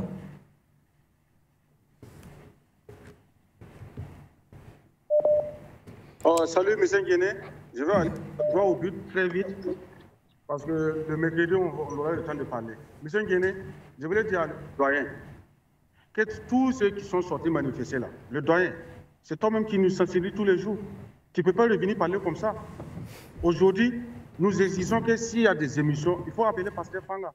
Aujourd'hui, Dieu merci que le grand frère là, celui qui est en Zoom là, Sylvain avec l'autre là, surtout l'autre là, moi je l'apprécie beaucoup, j'ai oublié son nom là. Henri Atangana. Il a dit là, c'est la vérité. Ceux qui sont sortis marcher en France là, premièrement, pourquoi à chaque fois c'est les... Moi je suis en Californie ici. Vous ne croyez pas que nous n'avons pas de ressortissants diaspora? Pourquoi à chaque fois c'est le diaspora français? Pourquoi à chaque fois c'est eux? Donc il faut comprendre beaucoup de choses. Ce que le grand frère il a dit, ça là c'est une masse de papier. Il a dit la vérité. Il faut comprendre quelque chose aussi, doyen. Nous là, nous avons perdu, moi-même qui te parle là, ma mère est restée dans la guerre. Là. Vous croyez que moi j'ai le cœur d'aller marcher? Ma mère, ma propre mère même était dans la guerre. Il fallait que les 10 fils viennent prendre le pouvoir là, pour mettre l'ordre dans les désordres. Est-ce que vous croyez que ceux qui sont en Afrique, ils ne croient pas ce que la CEDEAO nous a fait? Marcher quoi? Premièrement, ils ont sorti pour marcher contre les Guinéens. Et les impérialistes se sont intégrés entre eux pour pouvoir mettre coup. Ça, c'est la France. Pour revenir directement au Bénin, c'est ça. Le grand frère, celui qui est en Zoom, il a beaucoup parlé. Le Bazoum aussi faisait comme ça. Et la CEDEAO condamnait. Vous croyez qu'au Burkina Faso, on condamnait. Et après, maintenant, il fallait que les militaires arrivent au pouvoir. C'est comme ça qu'ils arrivent aussi à Talon. Il fallait que l'unité BIR 15, c'était le BIR 19 et le BIR 15 qui sont partis aider les frères béninois pour neutraliser ceux qui sont venus attaquer. Le BIR 19 et le BIR 15 qui sont allés mener la guerre pour venger leurs propres frères, les frères d'armes béninois. Le BIR 19 de Burkina Faso et le BIR 15. Donc, il faut que comprendre beaucoup de choses. Quand le doyen aussi a parlé que Norbert Zongo, quand ils ont tué Norbert Zongo, qui a tué Norbert Zongo? C'est pas François Compaoré. Pourquoi ceux qui sont en France ne sont pas sortis pour manifester? Aujourd'hui, François Compaoré, il s'appelle comment? Il s'appelle Kwadjo François Compaoré. Il s'appelle Kwadjo, avec son frère Blaise Compaoré. Mais pourquoi ceux qui sont en France là, quand le Burkina Faso a lancé mandat d'arrêt de la patrie, pourquoi ceux qui sont en France ne sont pas sortis pour manifester? Merci beaucoup, bonne soirée, on se retrouve au mercredi. Merci à vous, merci pour votre contribution. On va prendre les derniers appelants rapidement. Au standard, un autre nous rejoint à l'instant. Allô, bonsoir et bienvenue. Oui, bonsoir. Bonsoir monsieur, on vous appelle comment?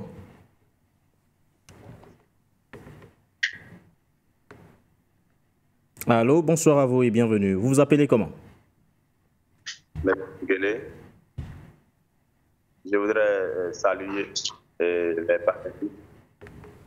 Je suis quand même attristé, n'est-ce pas? Et il est important que je m'incline devant la mémoire de nos frères qui ont péri, n'est-ce pas, dans cette attaque meurtrière.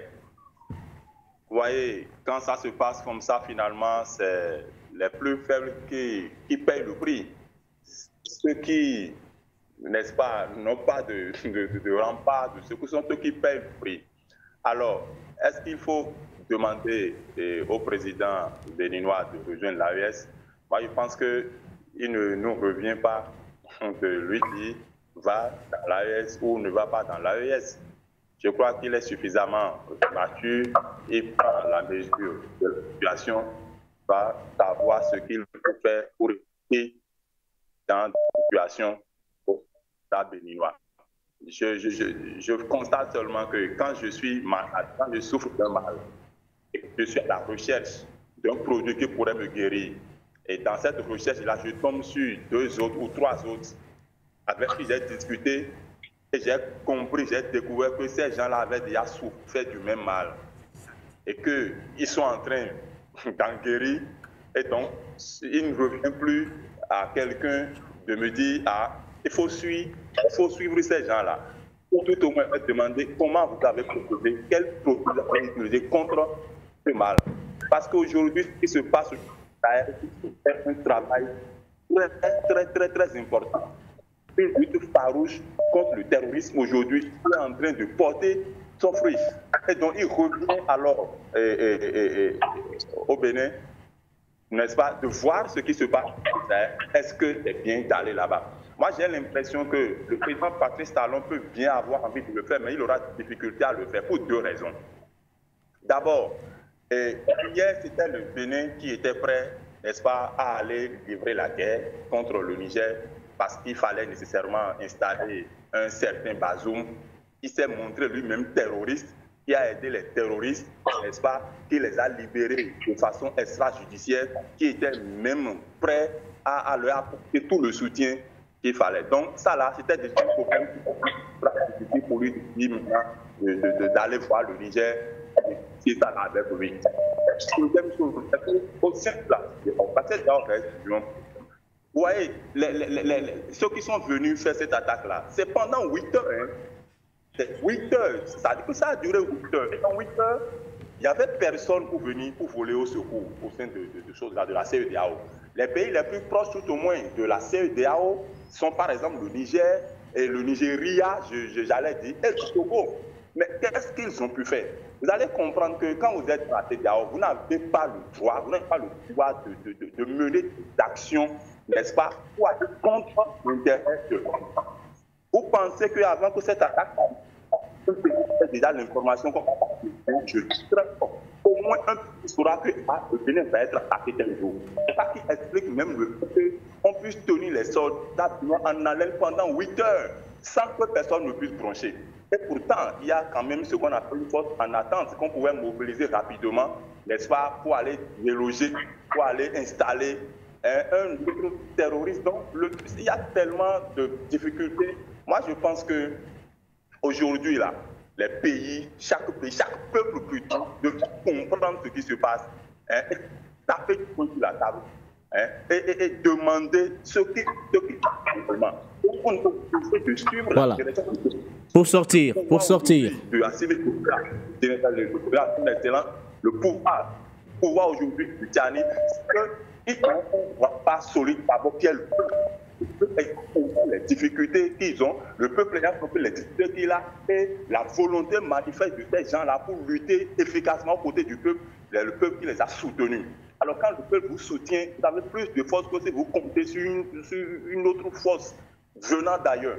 Et donc, je pense qu'aujourd'hui, j'invite très respectueusement le président Patrice Talon à analyser la situation et à choisir le bon chemin. J'ai même l'impression qu'il est en train de venir un peu à demeurer sentiment parce qu'il vous souvient que l'autre fois... Merci à vous, merci. Nous allons donner la parole à un dernier intervenant, à un dernier appelant. Merci. Merci pour votre contribution. Nous allons permettre à un dernier de réagir rapidement avant de revenir conclure l'émission aux côtés de nos invités.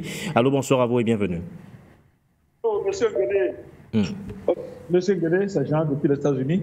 Alors, je salue vos invités et j'apprécie vraiment Henri Atangana dans ses analyses, c'est très bien. Et c'est dit, on ne force personne pour accepter la vérité. Et monsieur Guéné, est-ce que vous savez que les deux sujets sont liés? Les deux sujets sont liés. Parce que le système qui est fait, c'est pour exploiter le continent africain.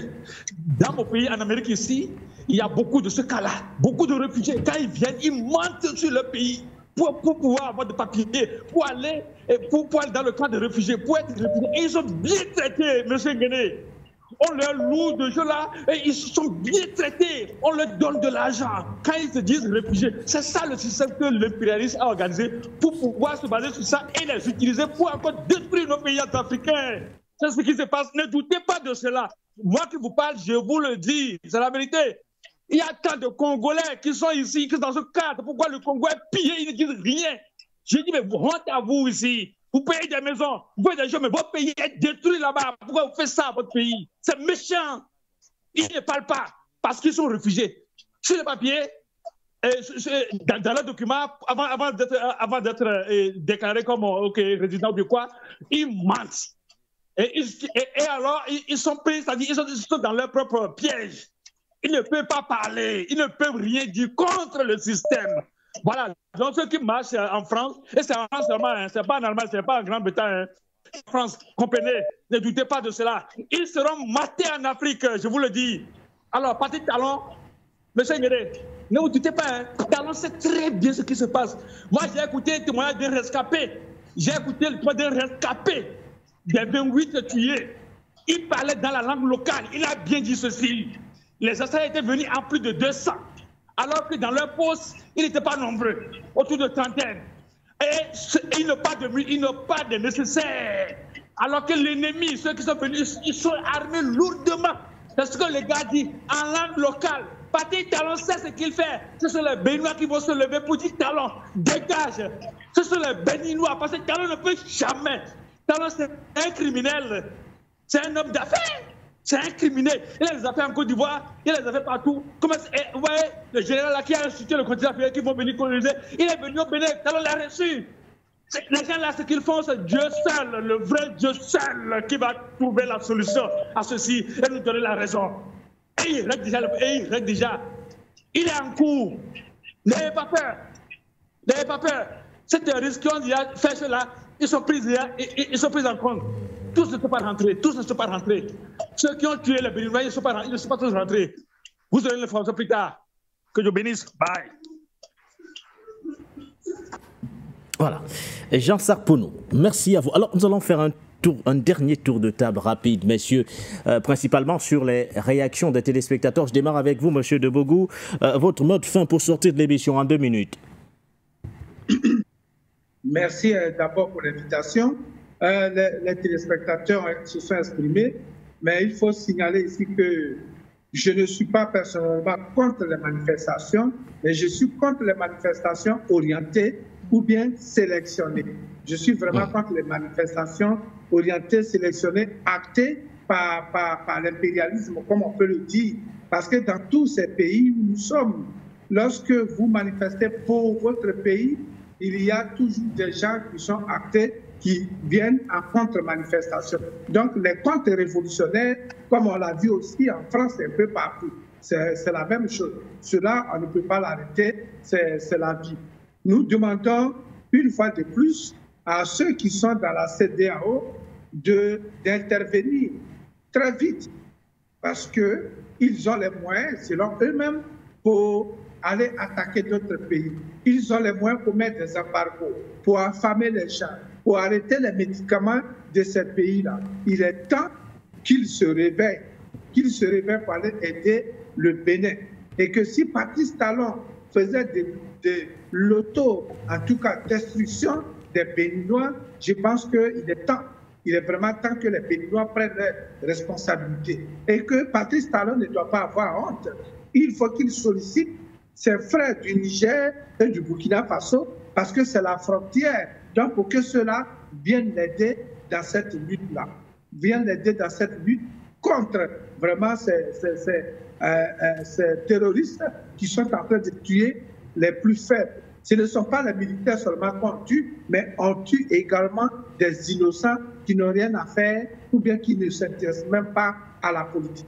Mais en tuant les militaires, on tue l'État béninois. C'est ce que Patrice Talon doit savoir. Je vous remercie une fois de plus pour l'invitation. Merci à vous, Sylvain. Alors, Henri, quel est votre mot de fin pour sortir de l'émission et rassurer surtout certains téléspectateurs qui se montrent sceptiques, même si la plupart ont plutôt validé ce que vous avez relevé, Henri? Oui, c'est les rassurer. C'est-à-dire qu'en fait, en ce qui concerne les manifestants, parce que nous sommes en Europe, on sait, on voit souvent.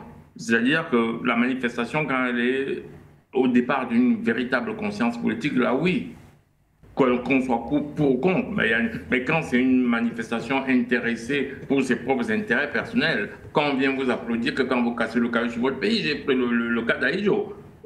En France, quand Aïdjo était bien vu par la France, tu ne pouvais pas manifester contre Aïdjo en France. Mongo Betty il avait écrit son livre, même pas sur le Cameroun, personne ne l'écoutait. C'était interdit en France et au Cameroun. Et le jour où on ne voulait plus d'Aïdjo, c'est la dernière semaine, la dernière visite d'Aïdjo en France, qu'on va réveiller Mongo Betty, on lui fait passer à la plus grande émission littéraire.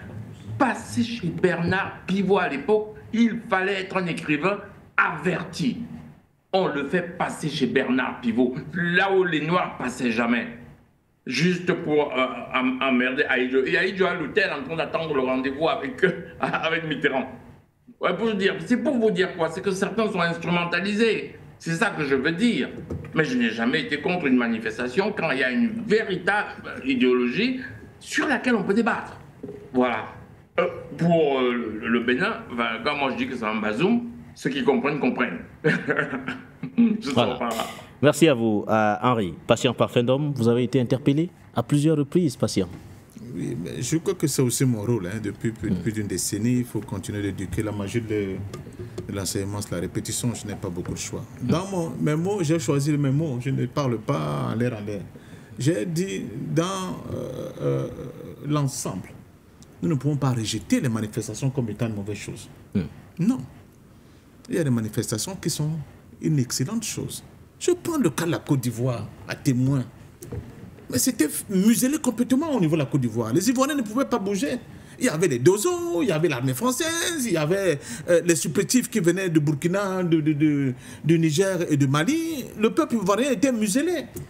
Le seul espace qui leur restait, c'était la France, malheureusement.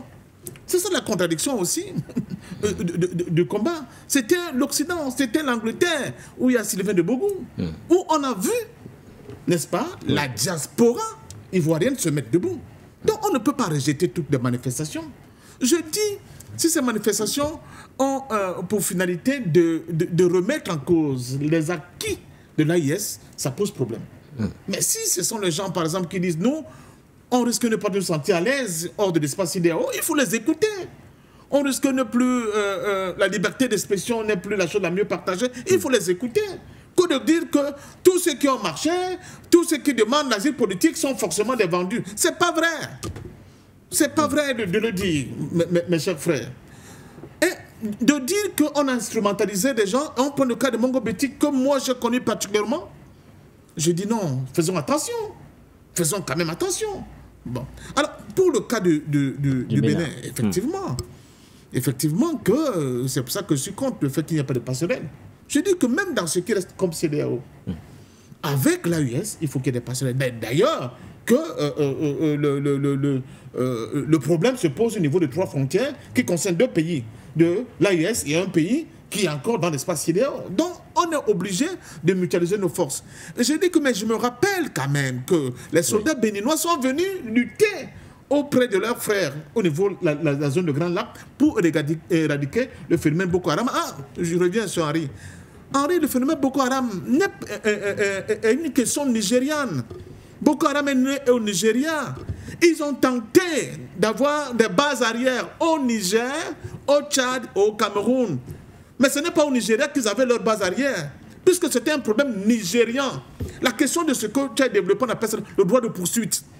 Mais on n'a pas de temps pour faire toute une émission, pour dire comment ça a évolué au point où, après, même les soldats camerounais ont eu l'autorisation d'avoir le droit de poursuite pour aller combattre dans la forêt de Sambisa, où on les appelait les Black Commandos. Mais la question Boko Haram, c'est une question nigériane. Elle n'est pas une question camerounaise. C'est parce que le Nigeria était incapable de résoudre ce problème en interne que le problème a irradié tout autour de l'Tchad. Et même le Tchad est rentré dans la guerre parce qu'à un moment donné, Boko Haram tentait même de couper ce qu'on appelle la ligne de vie qui part de Douala vers N'Djamena. Là, le Tchad a compris que cette affaire commençait à devenir un peu inquiétante. Ce n'est pas seulement une affaire qui impacte sur la sécurité du Cameroun. Donc, le Cameroun a payé le plus fort, oui. Une brigade avancée des soldats qui sont tués et qui n'ont pas de renfort. On l'a vu au Cameroun. Moi, j'ai un neveu qui est mort. Il est mort combattant Boko Haram, élément du BI, parce qu'à un moment donné, ils ont bataillé contre cette horde de Boko Haram qui arrivait. Il n'y avait pas de secours, ni du Tchad, ni du Nigeria, ni de personne. Oui. Donc, il est mort là, il a été brûlé, son corps a été brûlé, calciné, etc., etc.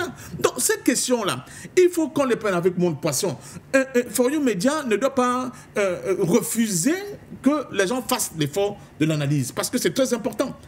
Et il va de notre capacité à tirer, n'est-ce pas, l'ensemble de notre réflexion vers le haut. Donc moi, je crois sincèrement que ce qui se passe, effectivement, donne une leçon aujourd'hui à la CEDEAO, pour sortir, que, je sors par là, pour que ces communiqués ne soient plus seulement une espèce, comme je l'ai dit tout à fait, effet d'annonce, mais que sur le côté pratique, qu'on voit justement cette armée de la CEDEAO qui se met en mouvement pour venir au secours de Bénin et en cohésion avec l'AES pour vraiment contenir cette menace-là et redonner une paix relative à l'ensemble des populations de cette sous-région parce qu'elles ont besoin de cette paix-là pour pouvoir développer leur espace. Vous parlez de la force de la CEDEAO, on parle de la force en attente, qui reste toujours en attente. Merci à vous, patient Parfendor. Merci à Henri Atangana, Sylvain de Bogo, les invités de cette émission, la première d'ailleurs de la semaine du point sur l'actualité, édition du 13 janvier 2025. Merci surtout à nos nombreux téléspectateurs, téléauditeurs ou encore auditeurs. Merci à la grande équipe de la réalisation. Portez-vous bien.